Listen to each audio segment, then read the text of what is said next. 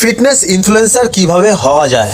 কোনো একটা ভাই আমাকে ফেসবুকে কমেন্ট মেসেজ করেছে, বলেছে যে হাই দাদা, আমিও তোমার মতো ফিটনেস ইনফ্লুয়েন্সার হতে চাই, কিছু টিপস দাও। পরের মেসেজটা ঠিক করেছে, তুমি স্টার্ট কিভাবে করেছিলে।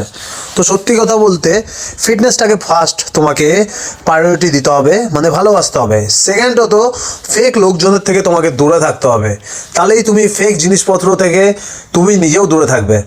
আর ফেক জিনিসপত্র মানুষকে তুমি দেখাবেই না, আর ওটা থাকলে বা ওটা দেখলে তোমার মাথা গরম হয়ে যাবে, যেমন আমাদের হয়। কেউ যদি কোনো ভুলভাল কথাবার্তা বলে ফিটনেসের ব্যাপারে বা কিছু ব্যাপারে, আমাদের মাথাটা চট করে গরম হয়ে যায়, কারণ আমরা সহ্য করতে পারবো না।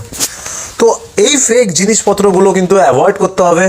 সত্যি কথা বলো, তুমি যেটা জানো না সেটাও তুমি বলো সোশ্যাল মিডিয়াতে, ঠিক আছে? তো আমি তাই করি, আমি যেটা জানি না আমি বলি না ভাই। যেমন আমার স্টেরয়েডের মানে সম্বন্ধে কোনো রকম আমার আইডিয়া নেই, আর আমি স্টেরয়েড ইউজ করি না। তো এটা আমি সবাইকে বুঝিয়েছি, জানিয়েছি, সবাই জানে। কেউ ভালোভাবে নেবে, কেউ খারাপভাবে নেবে, সেটা তাদের ব্যাপার। তো এই ব্যাপারগুলো তুমি যেটা জানো সেটাই জানাও। 10 জনের মধ্যে একজন জানুক, 100-র মধ্যে 2জন জানুক, কিন্তু তুমি তো দুজনের তো হেল্প করছো। আর এটা জাস্ট একটা এনজয় করো, কোনো পয়সা কামানোর জন্য বা কিছুর জন্য তোমরা কখনোই ভেবো না।